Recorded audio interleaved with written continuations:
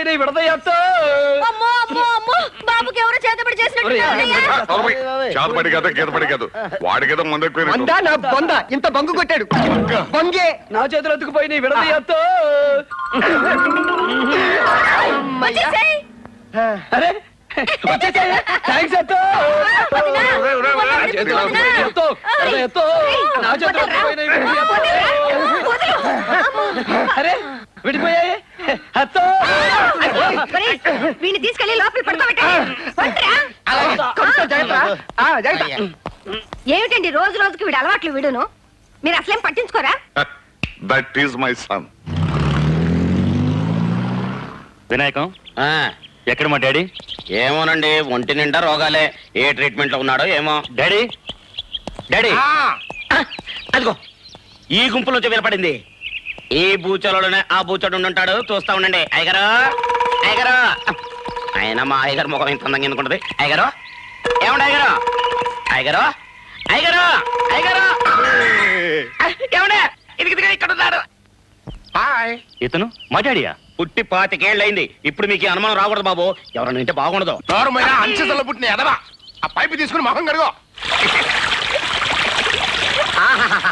మట్టిలో మాణిక్యంలాగా, మురికిలో ముత్యంలాగా, బూడిదలో బొగ్గులాగా ఎంత అందంగా ఉన్నారండి.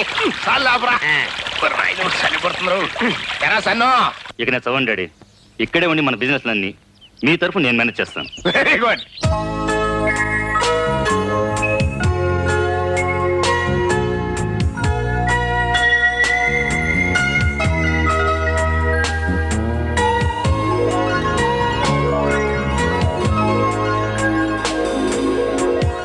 మీరా? ఏ డౌట్ గా ఉందా? మీరెప్పుడొచ్చారు? ఎప్పుడొచ్చానో కూడా తెలియనంత ఏకాగ్రతతో పెయింట్ చేస్తున్నావు అన్నమాట. 24 hours ఈ ఆర్ట్ పిచ్చేనా? నా హార్ట్ గురించి పట్టించుకోవా? Anyway thank you. దేనికి? స్టిక్కర్లా రాలిపోకుండా పర్మనెంట్ గా నా నుదుట తిలకం దిద్దినందుకు. ఏమయ్యా అయ్యా కోట్లగా నమ్మనం వచ్చాడా? ఆయన సన్ వచ్చాడు. వాడు ఎందుకు వచ్చాడు? I can't help it. Hi uncle. గిరి అక్కడ కూర్చున్నావేంటి? అది అయ్యగారి సీటు. భలే చెప్పావయ్యా. మా నాన్న ఈయన ఈక్వల్ పార్ట్నర్స్ అయినప్పుడు ఒక సీట్ ఏంటి 2 సీట్లు ఉండాలి. లేక నుంచి ఎందుకు అంకుల్ అంత కోపం? ఈ జీవితంలో ఏ శాశ్వతం? లైఫే శాశ్వతం కానప్పుడు ఈ కుర్చీ ఎంత? కర్మకాలి రేపు వ్యాపారంలో లాస్ వచ్చి ఐపీ పెట్టావనుకో, నువ్వు ఈ కుర్చీ దిగాలి కదా. ఏ పక్షవాతం వచ్చి కాలో చేయో పడిపోయిందనుకో, నువ్వు ఈ కుర్చీ దిగాలి కదా. అసలు నీ లైఫ్ స్టార్ట్ అయింది ఎక్కడ? Gate watchman. మళ్ళీ ఎక్కడికే వెళ్లాల్సి వచ్చిందనుకో, కొట్టు వేద్దామని. నీ కొడుకు ఏ వాడాడో విన్నావురా? చేతిలో తుపాకీ లేదు కానీ ఫ్రెండు కాల్చి పారేసేవాడిని. రై ఆయనంటే ఎవరనుకున్నావురా?